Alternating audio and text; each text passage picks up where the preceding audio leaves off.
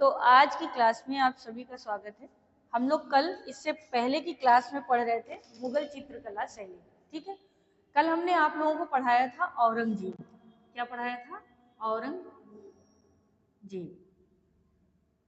तो जो औरंगजेब मैंने मुगल शैली में पढ़ाया, तो कल वो मुझसे थोड़ा सा लिखते हुए उसके समय में गलती हो गई थी। गलती ये हो गई थी कि इसका समय माना गया है 1658 ईस्वी से 1707 और इसी को मैंने 16 लिख दिया। तो जो बच्चे पूर्व में क्लास देखे हैं वो इस त्रुटि को सही कर लिए।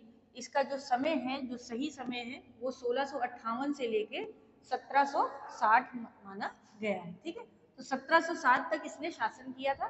कल की क्लास में बस इतनी सी ही मिस्टेक हो गई थी, वो भी कभी कभी हम लोगों से लिखने में हो जाती है। अब आज की हम लोग इस नई क्लास में नई शैली की शुरुआत करेंगे, राजस्थानी चित्रकला। राजस्थानी चित्रकला। देखिए, राजस्थानी जो चित्रकला है ये एक शैली है। कहीं कहीं पर राजस्थानी शैली भी लिखा होता है। ठीक है, इसी को हम लोग राजस्थानी चित्रकला कहते हैं। शैली का अर्थ समझाते हैं छोटी सी भाषा में कि आप जिस परिवेश में, जिस जगह में रह रहे हैं, आप उसी के अनुसार कपड़े परिधान पहनते, उसी के अनुसार खाना खाते, व्यंजन का चुनाव होता है। तो उसी तरह चित्रकार भी क्या करते थे, जिस क्षेत्र के रहते थे या जिस जगह पर या जिस दरबार में वो काम करते थे, वहीं के परिवेश के हिसाब से वो शैली में चित्रण करते थे। ठीक है, तो राजस्थानी जो शैली है, यानी राजस्थान के लोगों को आप लोगों ने देखा होगा कि वहाँ का पहनावा, वहाँ का खान पीन, वहाँ का रहन सहन, वहाँ की बोली, सब कुछ हमारे इस उत्तर प्रदेश जनपद से अलग है। ठीक है, तो इसी तरह हमारे यहाँ उत्तर प्रदेश में भी 75 जिले हैं और हम 75 जिलों में भी भिन्नता पाएंगे खाने पीने, पहनने ओढ़ने, बोलने में। हर जगह भी बोली भी अलग अलग है। तो उसी को हम लोग कहते हैं शैली या स्टाइल। अगर अपने उत्तर प्रदेश में देखें तो लोगों की रहन सहन की भी स्टाइल अलग अलग होती है ना। कोई बहुत ज्यादा फैंसी कपड़े पहन के रहता है, कोई थोड़ा सा सांस्कृतिक कपड़े पहनता है। तो इसी तरह चित्रकार भी एक शैली, एक टेक्निक बनाकर ही काम करते थे। जिस दरबार में रहते थे या जिस राज्य में रहते थे, वहीं की शैली का प्रयोग करके चित्रण कार्य करते थे। तो शैली का मुख्य रूप से अर्थ यही है। अब आज हम लोग पढ़ेंगे राजस्थानी शैली। तो राजस्थानी जो शैली है, इसको मुख्य रूप से 4 भागों में बांटा गया।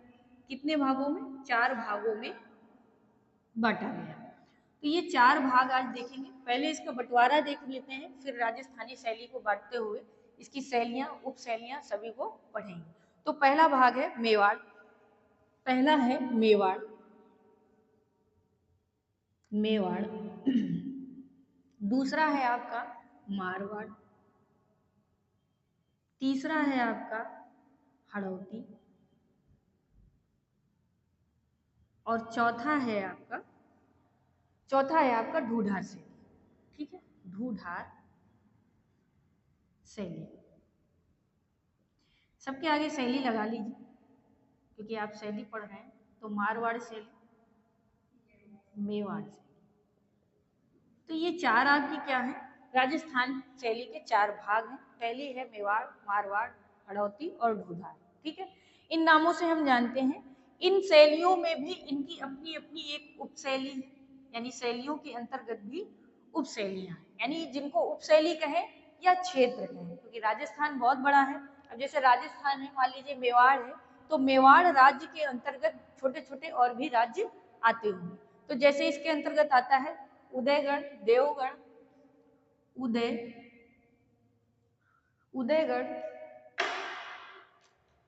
उदयपुर, देवगढ़ और नाथद्वार। देखिए, ये जगह भी है और ये इसकी क्या है? उपशैलियां भी। ठीक है, इसी तरह मारवाड़ के अंतर्गत है जोधपुर, बीकानेर, जोधपुर, बीकानेर, किशनगढ़। ठीक है, जोधपुर, बीकानेर, किशनगढ़, अजमेर, नागौर, अजमेर, नागौर। ठीक है, तो ये क्या है? इसके अंतर्गत क्षेत्र है। ठीक है, जोधपुर, बीकानेर, किशनगढ़, अजमेर, यानी किसके अंतर्गत, मारवाड़ी शैली के अंतर्गत। इन्हीं को हम कहते हैं जोधपुर शैली, बीकानेर शैली, किशनगढ़ शैली, अजमेर, नागौर। क्यों ऐसा कहते हैं, क्योंकि ये क्षेत्र भी हैं और इसी मारवाड़ के अंतर्गत छोटे छोटे राज्य कह सकते हैं, और इनमें अलग अलग शैलियों में काम हुआ है, और उसी के राज्य के नाम पर ही हम शैली को भी जानते हैं। ठीक है। हड़ौती के अंतर्गत आपका आता है कोटा, बूंदी, कोटा, बूंदी, झालावाड़। ठीक है, कोटा, बूंदी, झालावाड़ आदि। ठीक है। इसके बाद ढूंढार के अंतर्गत आएगा आपका जयपुर, अलवर, उनियारा, जयपुर, अलवर, उनियारा। ठीक है, जयपुर, अलवर, उनियारा, और लास्ट है आपका शेखावटी आदि, शेखावटी आदि। तो ये क्षेत्र भी हैं और ये ढूंढार शैली की उपशैली भी कही जाती है। अब इनसे पूछा जाता है कि क्वेश्चन किस तरह से बन के आता है, तो कभी कभी पूछ लेता है कि नाथ द्वार किस शैली की उपशैली है, तो किसकी है, मेवाड़ शैली। इसी तरह आपसे पूछेगा किशनगढ़ शैली किसकी उपशैली है, तो मारवाड़ शैली की। या आपसे कोटा, बूंदी पूछ ले, ये दो शैलियां किसकी उपशैलियां हैं, तो हड़ौती की। आपसे पूछे शेखावटी किस शैली की उपशैली है, तो ढूंढार की। तो क्वेश्चन कभी कभी घुमा के पूछता है, कभी कभी ऐसे पूछ लेता है। हो सकता है इसमें एक नाम बढ़ा दे, 5 नाम कर दे, या इनमें से एक को हटा के कोई ऐसा नाम रख दे, या हो सकता है ये भी रख दे, बीकानेर लिख दे, और 3 ये लिख दे, 3 में ये आपका ऑप्शन में दे दे। पूछ ले इसमें से कौन सी राजस्थानी शैली का भाग नहीं है, तो देखिए बीकानेर भाग नहीं है, लेकिन ये उप शैली है। किसका भाग है, मारवाड़ शैली का भाग है। ठीक है, किसका उपभाग है, तो मारवाड़ शैली का भाग है।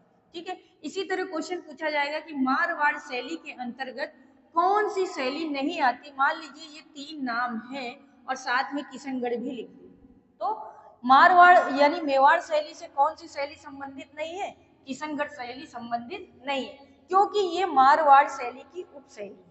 तो इसको आपको, यानी ये जो ग्राफ बना है, ये सभी बच्चों को ध्यान रखना है कि मेवाड़ के अंतर्गत उदयपुर, देवगढ़, नाथद्वार आती है। मारवाड़ के अंतर्गत हम लोग पढ़ते हैं जोधपुर, बीकानेर, किशनगढ़, अजमेर और नागौर को।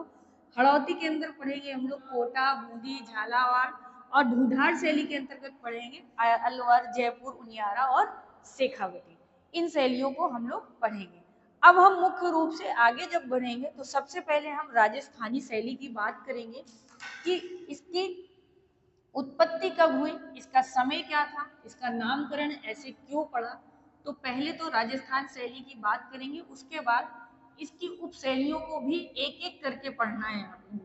तो शायद ये क्लास लंबी है, लेकिन कोशिश है कि पेपर की दृष्टि से इसे छोटा करके पढ़ाया जाए, लेकिन जो पॉइंट आपके लिए इम्पोर्टेंट है वो लेना भी जरूरी है।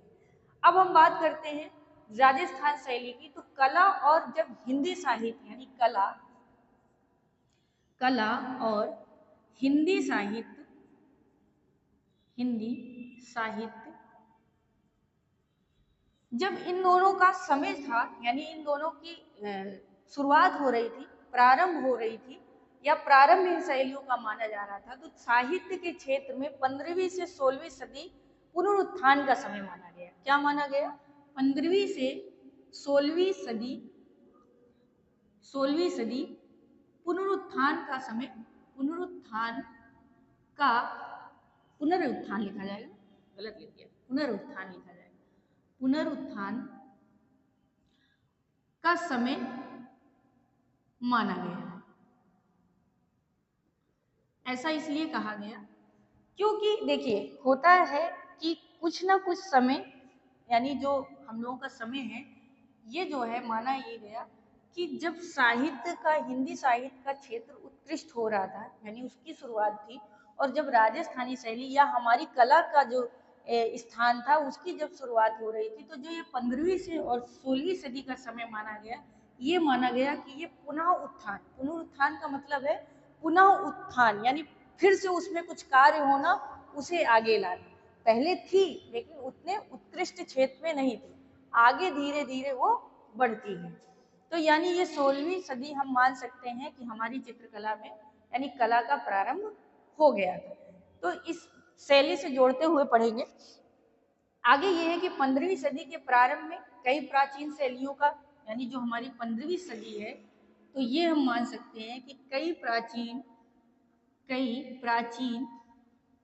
शैलियों का प्रारंभ हुआ, है ना, या उत्कृष्ट में आई। तो बहुत सारी प्राचीन शैलियां, क्या चीज काहे के लिए बुला रहे? कोई बात नहीं, क्या कह रहे, तुरंत आए? हाँ तो बता दीजिए कि बच्चों को पढ़ा रही, 20 मिनट बाद आएंगे, ठीक, इतना कह दीजिए, ठीक है। तो ये जो है हमारा समय 15वीं से सदी पुनरुत्थान का समय माना गया। तो ये जो प्रारंभ था, यानी इस समय माना गया कुछ हमारी प्राचीन शैलियां भी उद्भव में आई हमारे सामने, ठीक है। इसके बाद राजस्थानी शैली, यह नाम जाना गया, कैसे जाना गया कि अब इसका जब नामकरण होगा वो आगे आप जब पढ़ेंगे तब आपको समझ में आएगा। बात करते हैं राजस्थानी शैली, तो ये ज्यादातर राज दरबारों,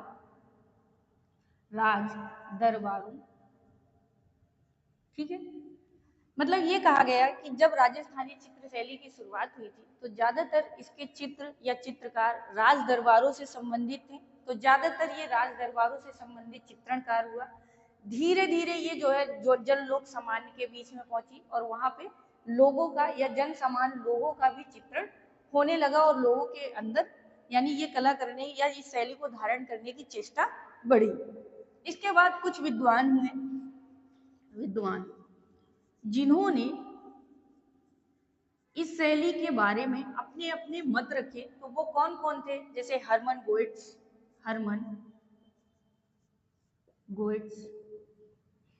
ठीक है। फिर हैं आपके जैसे ओसी गांगुली, ठीक है। बेसिल ग्रे, आनंद कुमार स्वामी, है ना, राय कृष्ण दास, ठीक है, राय कृष्ण दास। इसके साथ ही आपके ऐसे कई विद्वान थे जिन्होंने इस शैली के बारे में, यानी इसका नामकरण जब हो रहा था उसमें आपस में बहुत मतभेद था कि नहीं हम राजपूत शैली कहेंगे, तो किसी ने कहा नहीं हम हिंदू शैली कहेंगे, किसी ने कहा नहीं हम इसे राजस्थानी या राजपूत दोनों शैली कहेंगे, या हम उसका सम्मिश्रण या मिश्रित रूप मानेंगे। तो ऐसा इन विद्वानों में आपस में एक दूसरे के साथ मतभेद रहा और धीरे धीरे इसके नामकरण की ओर बढ़े। तो जब इसका नामकरण हो रहा था तो इन विद्वानों के मत के अनुसार आगे जो है पर्सी ब्राउन और आनंद कुमार स्वामी ने इसके नामकरण में अपना योगदान प्रदान किया। तो नामकरण तो जब नामकरण हो रहा था तो उसमें पर्सी ब्राउन और आपके दूसरे इनके सहायक आनंद कुमार स्वामी, डॉक्टर आनंद कुमार स्वामी, ठीक है, दोनों ने अपना अपना मत दिया और इन दोनों को माना था, इन दोनों का कहना था कि इस शैली को हम राजपूत शैली करके संबोधित करें। यानी इन लोगों ने अपना जो मत प्रस्तुत किया तो इनके अनुसार इन दोनों ने ये कहा कि हम राजस्थानी शैली को राजपूत शैली कहकर संबोधित करें, ठीक है, संबोधित करें। लेकिन अभी संतुष्टता नहीं हुई, इन्होंने कह तो दिया, लेकिन इनके बाद जब राय कृष्ण दास ने, यानी दूसरे आए आपके विद्वान राय कृष्ण दास, तो जो राय कृष्ण दास है इन्होंने अपना अलग मत दिया। इन्होंने ये कहा कि राजपूत शैली पर, यानी राजपूत शैली नाम पर आपत्ति जताई कि हम इसे राजपूत शैली कहने के लिए संतुष्ट नहीं है आपके मत के अनुसार। तो उन्होंने कहा कि पहाड़ी शैली का जन्म, अपना मत दिया कि पहाड़ी शैली का जन्म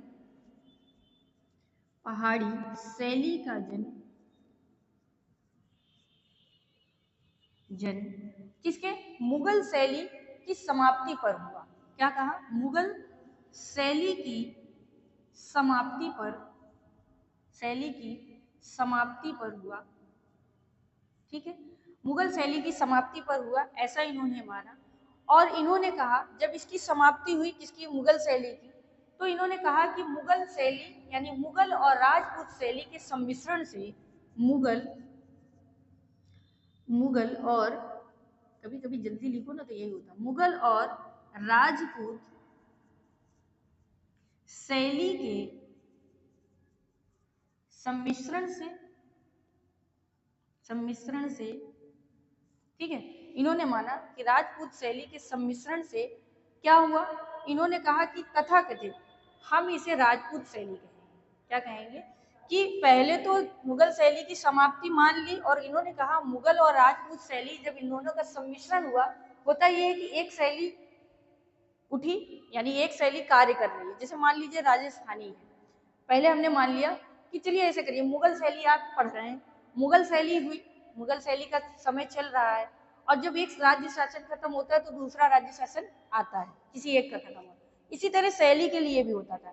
तो क्या हुआ कि जब मुगल शैली का समापन था उसी समय राजस्थानी शैली क्या हुई, अपना उत्कृष्ट यानी अपने काल में आना प्रारंभ कर दी। तो होता क्या, अगर हम इस मुगल शैली राज्य में यानी इसके शासन काल में कार्य चित्रकार कर रहा है तो जाहिर सी बात है जब इनका शासन काल खत्म होगा तो हम किसी न किसी की शरण में जाएंगे यानी किसी राज्य में जाके रहेंगे। तो जब औरंगजेब आया तो समापन तो हो ही रहा था ना, मुगल शैली समाप्त हो रही थी चित्रकारी के रूप में, बाकी तो शासन चलता ही रहा। तो जब चित्रकारी के रूप में यहाँ से जब चित्रकारों को भगाया गया तो माना जाता है कि वो दूसरे राज्य में जाके शरण लेकर रहने लगे।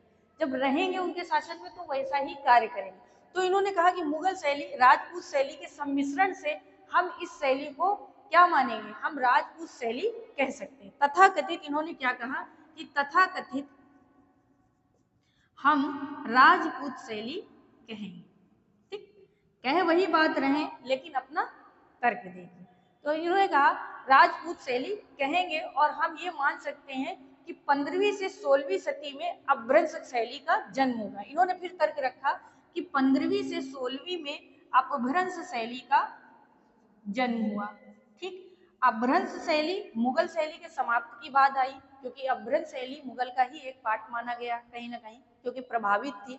इसीलिए इन्होंने कहा जबकि पहाड़ी शैली को हम क्या मानते हैं, 17वीं सदी का मानते हैं। इन्होंने कहा हम इसको 17वीं सदी का मान रहे हैं और यहाँ हम 1516 की बात कर रहे हैं।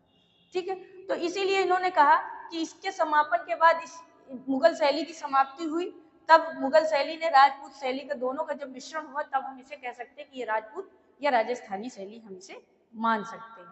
तो इन्होंने एक विरोध उत्पन्न किया है, हालांकि बाद में यही तर्क हमारा क्या माना गया है, इसी को हम लोग राजपूत शैली राजस्थानी शैली कहकर बुलाए और इसी नाम को आगे स्वीकार किया गया।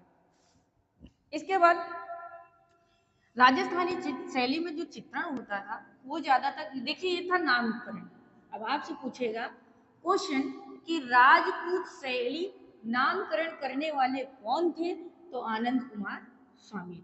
या फिर सर्वप्रथम राजपूत शैली कहकर राजस्थानी शैली को किसने संबोधित किया था, आनंद कुमार स्वामी ने किया था। ठीक है, पहाड़ी शैली में सूक्ष्म चित्रकला होती थी यानी छोटे, सूक्ष्म का मतलब होता है छोटे चित्र बने थे और अत्यधिक विकसित और परमार्जित थी एवं सुंदर रूप भी था।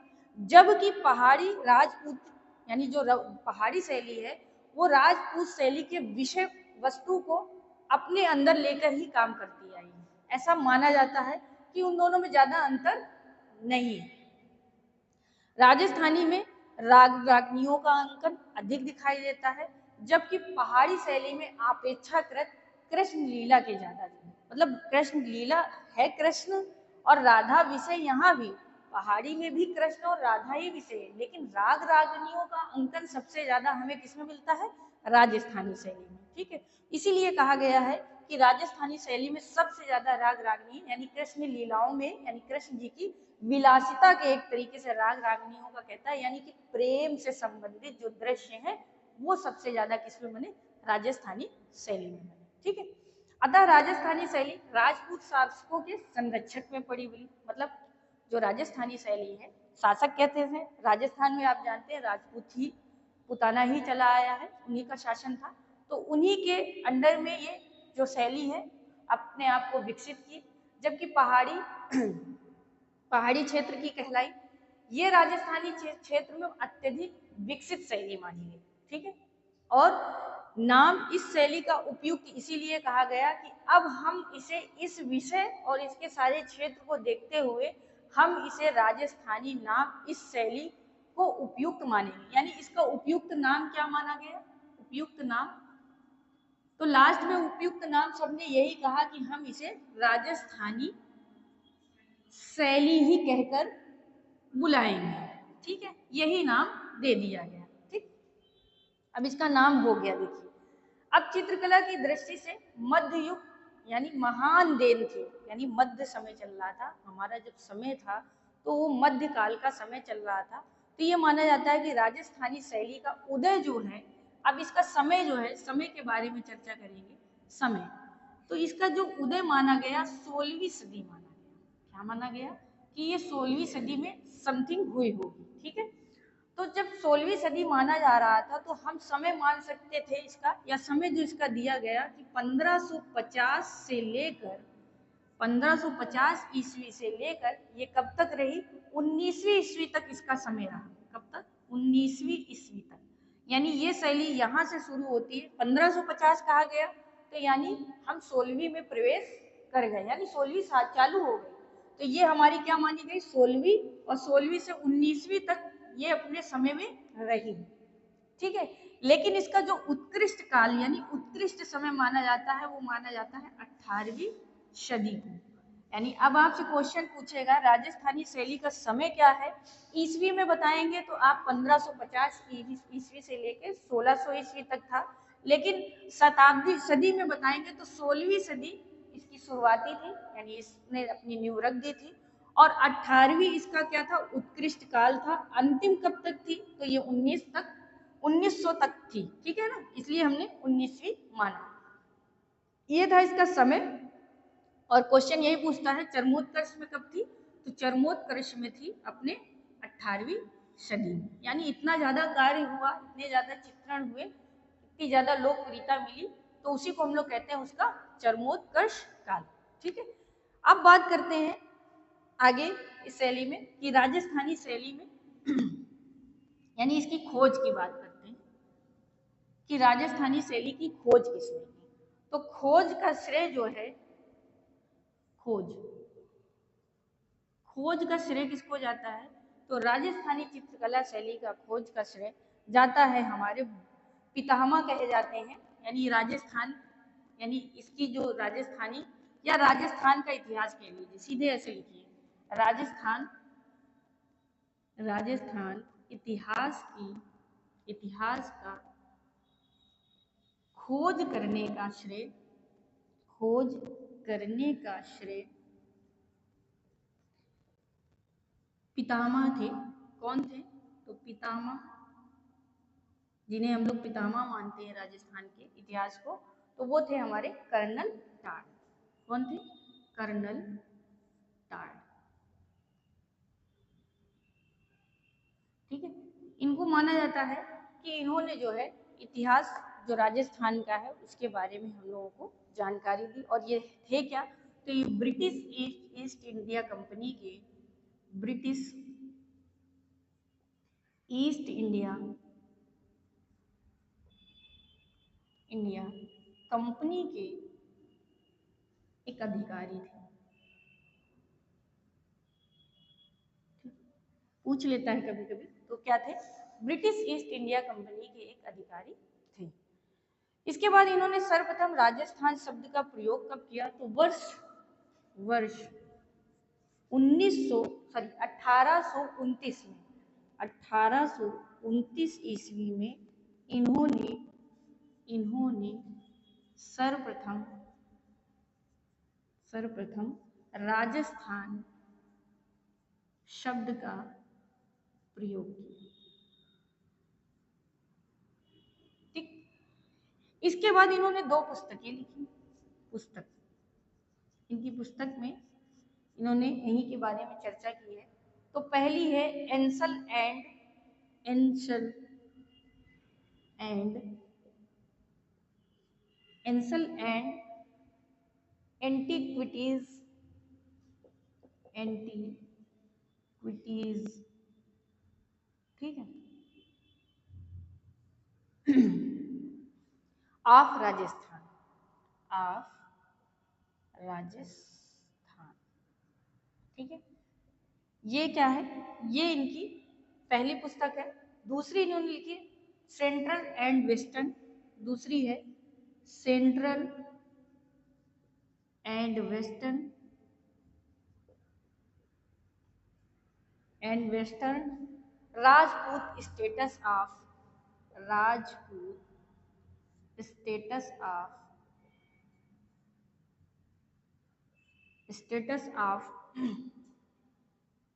ऑफ इंडिया पुस्तक, ऑफ इंडिया पुस्तक, ठीक है।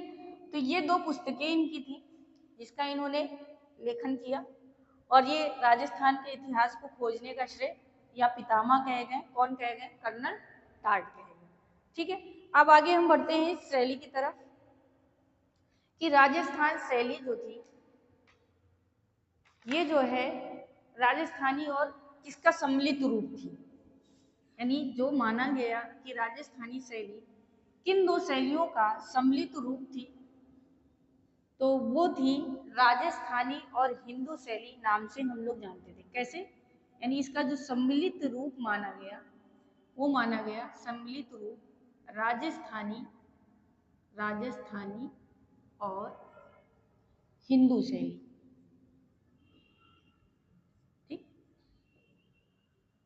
क्वेश्चन आता है कभी, राजस्थानी शैली किन दो शैलियों से सम्मिलित है, या हम नाम से पुकारते हैं तो हम लोग राजस्थानी या हिंदू शैली के नाम से भी इसे जानते हैं।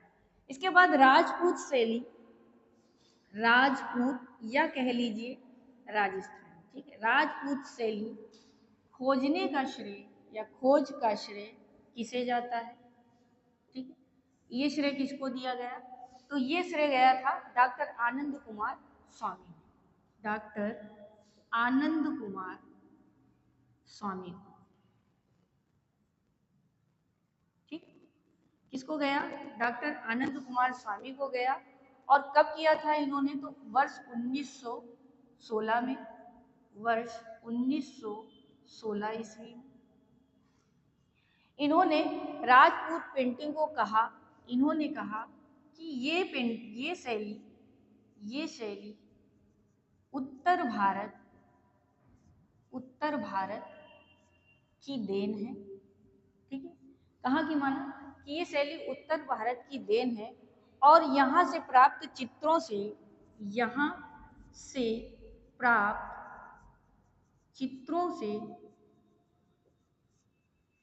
इसे हम दो भागों में बांट सकते हैं। कितने, दो भागों में बांट सकते हैं, ऐसा इन्होंने कहा कि जो हमें चित्र उत्तर भारत की देन से मिला है, उसके आधार पर हम इसे दो भागों में बांट सकते हैं। कौन कौन से वो दो भाग थे, पहला इन्होंने कहा मुगल शैली, और दूसरा इन्होंने कहा था राजपूत शैली,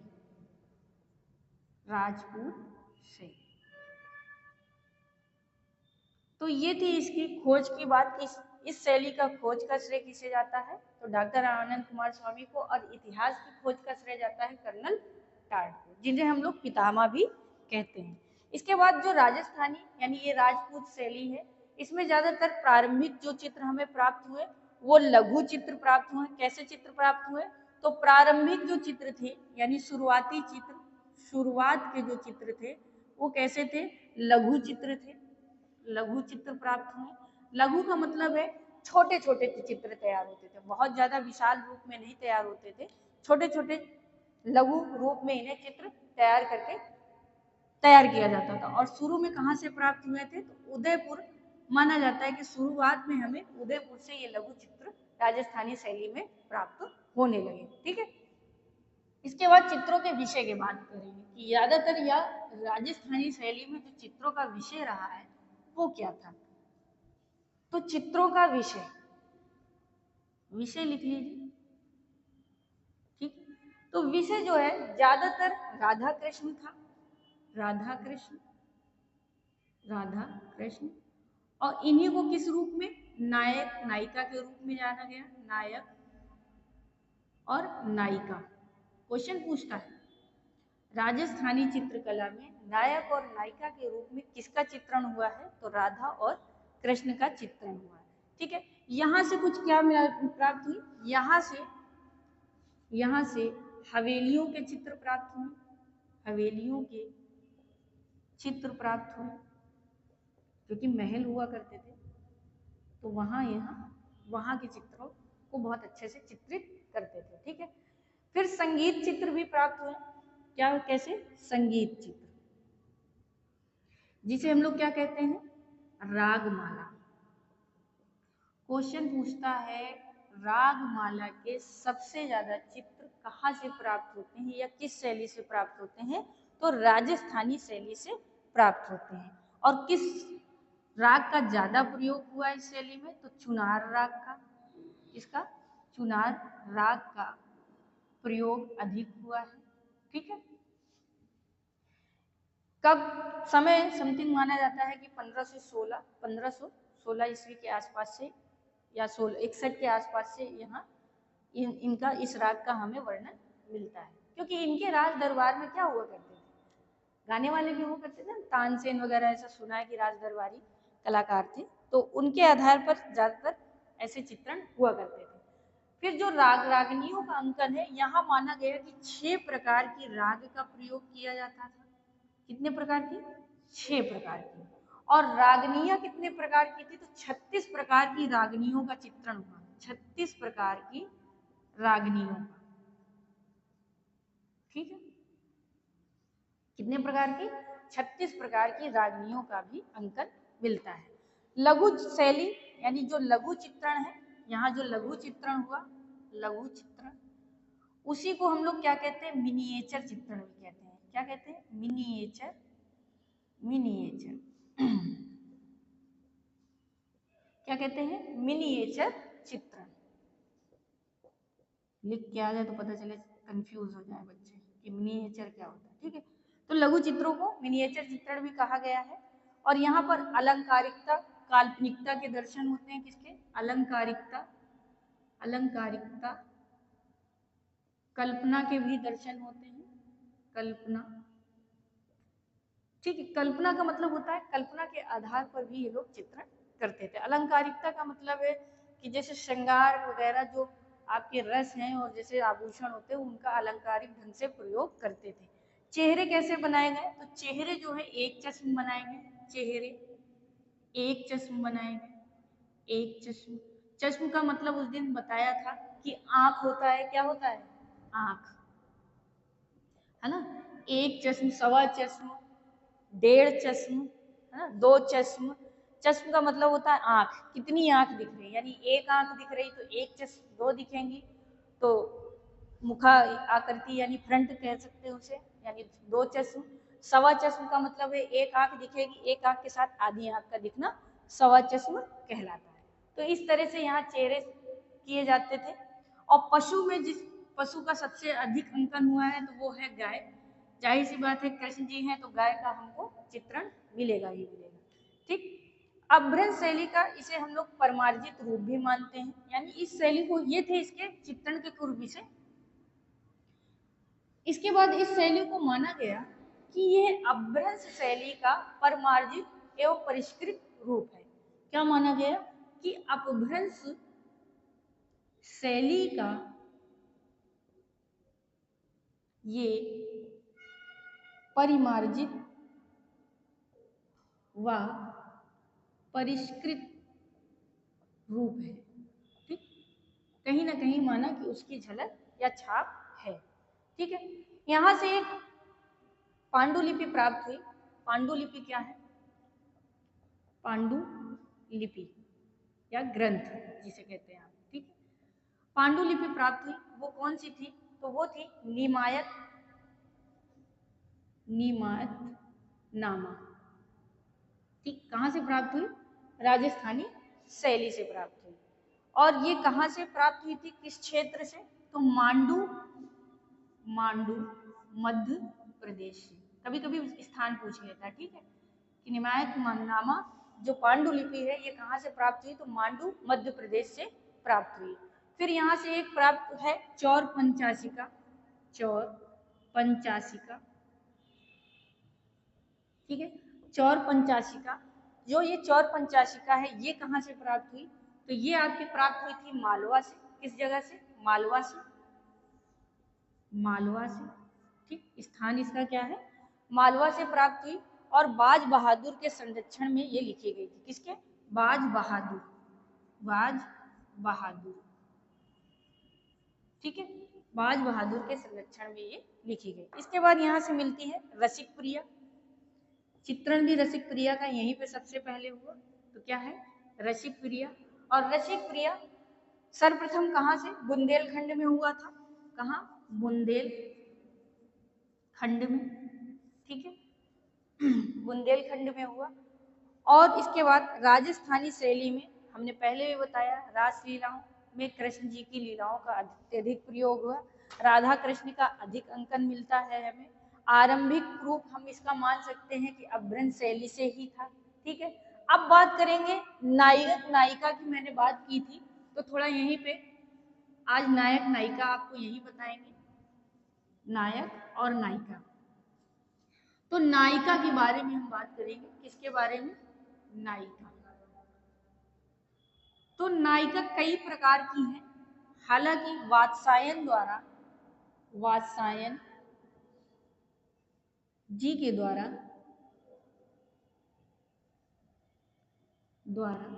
तीन प्रकार की बताई गई। कितने प्रकार की, तीन प्रकार की नायिका, ठीक है। ये पूछता है वात्सायन के अनुसार नायिका के भेद कितने हैं, तो तीन भेद हैं। तो पहला है, और इनकी पुस्तक किसके अनुसार, पुस्तक का नाम भी लिख लीजिए, कामसूत्र। पुस्तक है इनकी कौन सी, कामसूत्र, इसके अनुसार बताया गया है। तो पहली है हमारी नायिका स्वकी, ठीक है, पहली है स्वकी। स्वकी नायिका कैसी नायिका होती है, ये नायिका जो केवल पति से प्रेम करे, इससे जो केवल पति से प्रेम करे, पति से प्रेम करे, तो वो नायिका क्या कहलाती है, स्वकी कहलाती है।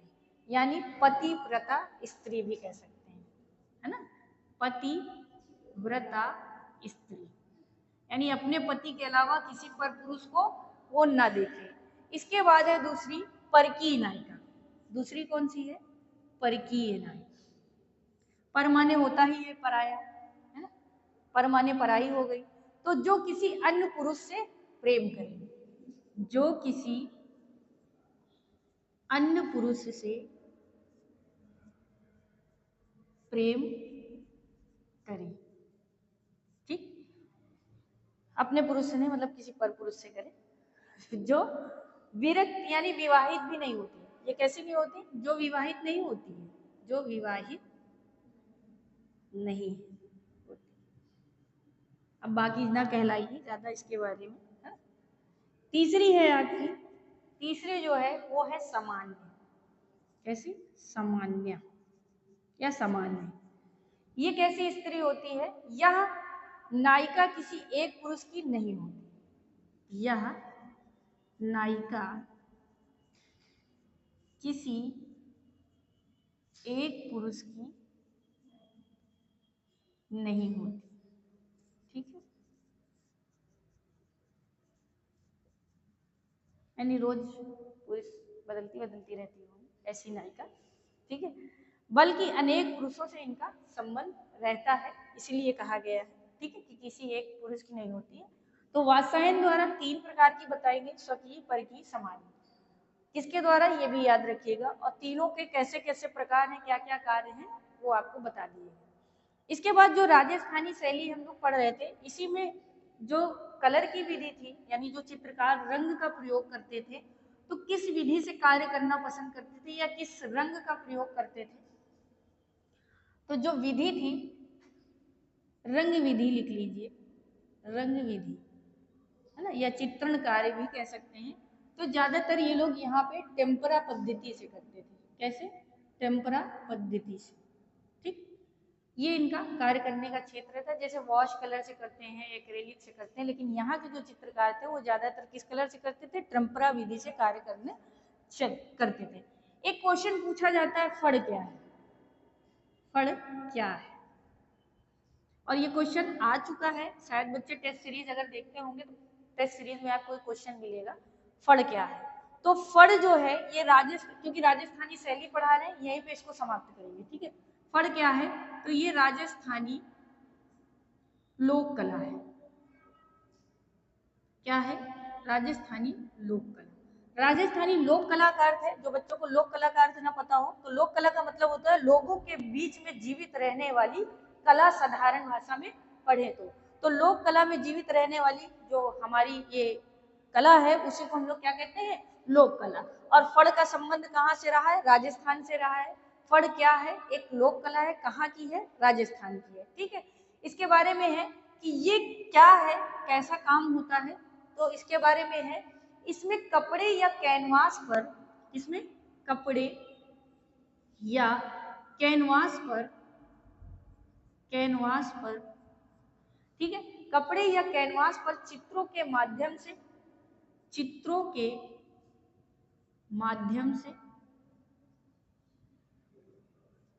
ठीक है, चित्रों के माध्यम से धार्मिक ऐतिहासिक कथाएं दर्शाई जाती है। कैसे? धार्मिक ऐतिहासिक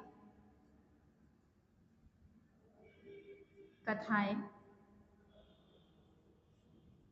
दर्शाई जाती है, दर्शाई जाती है। ठीक है, ठीक, यानी कपड़े का प्रयोग करते हैं और उसमें ऐतिहासिक, धार्मिक का मतलब है वहां उनकी जो धार्मिक प्रवृत्ति है उसे, और जो उनके जीवन में या उनकी घटनाएं, जो कहते हैं ना ऐतिहासिक कहानियां या लीलाएं, उनमें जो है ये चित्रणकार किया जाता था और ये लोक कला कहलाई जाती है। मुख्य रूप से ये जो क्षेत्र है राजस्थान में, कहाँ कहाँ? तो भीलवाड़ा कहाँ से संबंध है? तो भीलवाड़ा और चित्तौड़गढ़, चित्तौड़गढ़ जिले अत्यधिक प्रसिद्ध है। ठीक है, सबसे ज्यादा इन दो जिलों में ये कार्य होता है। ठीक, फड़ चित्रकला में भगवान, अब आगे विषय क्या लेते हैं, तो फड़ चित्रकला में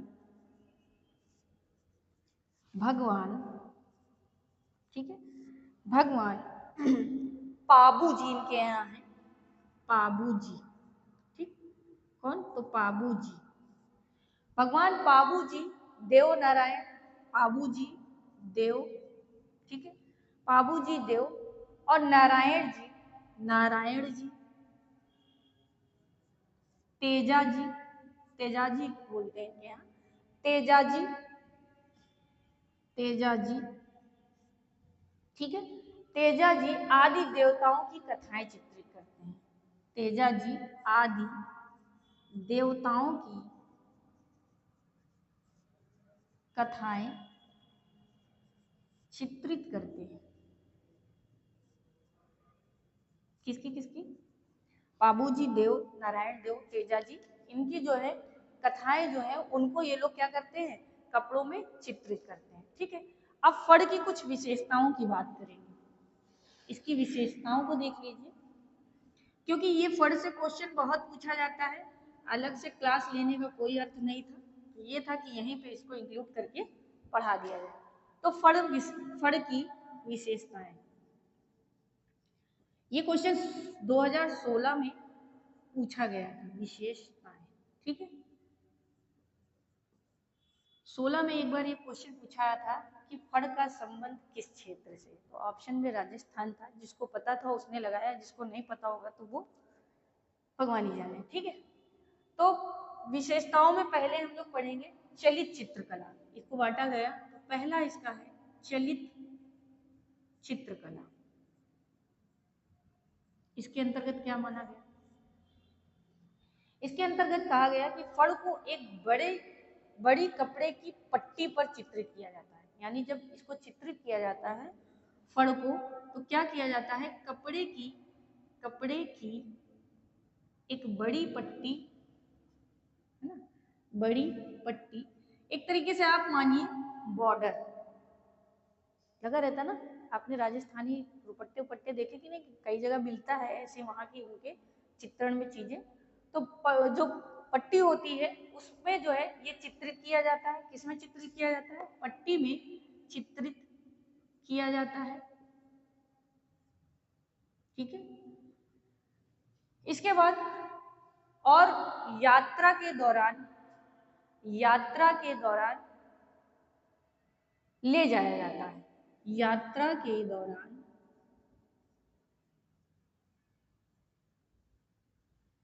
ले जाया जाता है। यात्रा का मतलब है कि वहां पे जैसे अपने यहाँ नहीं होता है ये धार्मिक यात्राएं निकालते हैं ना, कलश यात्रा, ऐसी तो इनकी भी जो धार्मिक यात्राएं निकलती होंगी उसमें इस पट्टी को लेके जाते होंगे। ठीक है, इसके बाद है दूसरा, लोक कथाओं का चित्रण। पूर्व में भी बताया मैंने, लोक कथाओं का चित्रण। लोक कथाओं के अंतर्गत यानी कि इसमें धार्मिक और ऐतिहासिक कथाएं ली जाती है। मैंने पहले बताया कैसी, धार्मिक और ऐतिहासिक घटनाओं को लिया जाता है। ठीक है, घटनाओं को लेकर चित्रण होता है। ठीक है, नेक्स्ट है गायन वाचन परंपरा। ठीक, गायन वाचन परंपरा। ठीक, इसमें ये लोग क्या करते हैं, तो इसमें ये लोग क्या करते हैं, भोपाओं जिन्हीं को हम लोग क्या कहते हैं, गायक या पुरोहित। पुरोहित माने कौन होता है, पंडित। ठीक है, जो पूजा पाठ कराते हैं उन्हीं को हम लोग पुरोहित बोलते हैं। द्वारा इन चित्रों के सामने भजन और कथा गाई सुनाई जाती है। क्या किया जाता है, चित्रों के सामने कथा व गायन किया जाता है। ठीक, लास्ट है चौथा, पारंपरिक शैली। क्या यूज करते हैं, पारंपरिक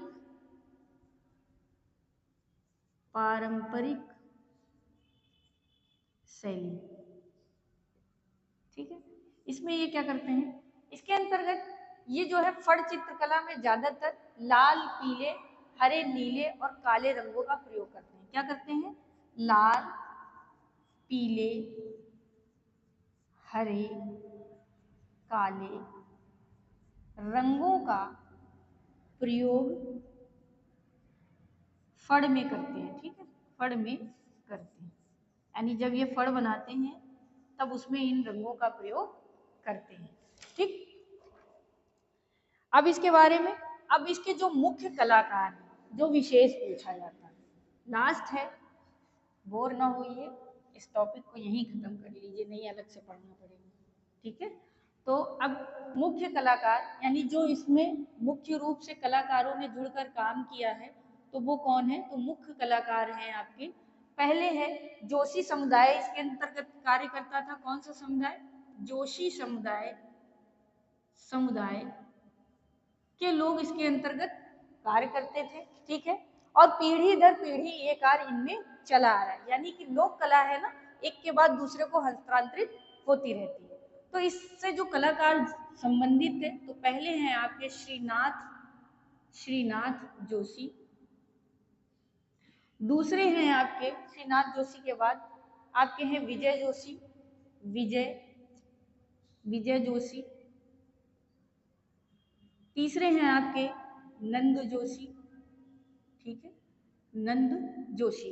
देखिए जोशी समुदाय है, चला आ रहा है कि धीरे धीरे ये एक दूसरे को हस्तांतरित कर रहे हैं।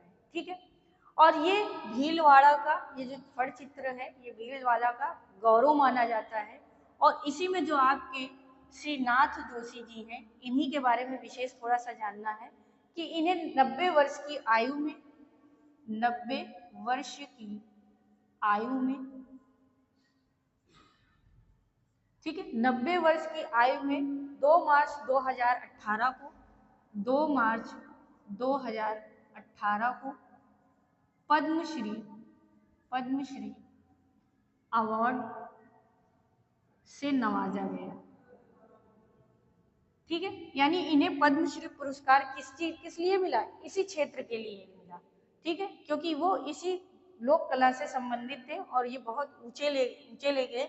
और इन्हें ये भी कहा जाता है कि ये हमारे भीलवाड़ा के यानी क्षेत्र के गौरव भी रहे हैं। ठीक है, सॉरी 2 मार्च गलत पड़ा, 2 मार्च को नहीं मिला था। 90 वर्ष की आयु में इन्हें जो है पद्मश्री पुरस्कार मिला है। ठीक है, इनका जो है 2 मार्च 2018 को निधन हुआ है। ठीक है, थोड़ा सा ये दिमाग से निकल गई बात, निधन यानी ये अभी प्रेजेंट में इनकी मृत्यु हुई है। ठीक है, राजस्थान का प्रताप। अब एक चीज और लिख लीजिए नोट करके, जो मीनाकारी है राजस्थान में एक जो है आपका स्थान है प्रतापगढ़। प्रतापगढ़ हमारे यूपी का भी फेमस है, लेकिन राजस्थान में जो प्रतापगढ़ है ये किस लिए जाना जाता है? मीनाकारी के लिए, मीनाकारी के लिए। इनका थोड़ा सा सन जो है पद्मश्री का विस्मय है, इसको हम कल की क्लास में इंक्लूड कर देंगे कि इनको किस सन में ये मिला है, थोड़ा सा भी दिमाग में नहीं है। बाकी इनका निधन जो है 2 मार्च 2018 को हुआ था। और कल आप पढ़ेंगे इसी श्रृंखला में आगे मेवाड़ से ही। तो आज की क्लास के लिए इतना ही। लाइक सब्सक्राइब करते रहें। गलत सुन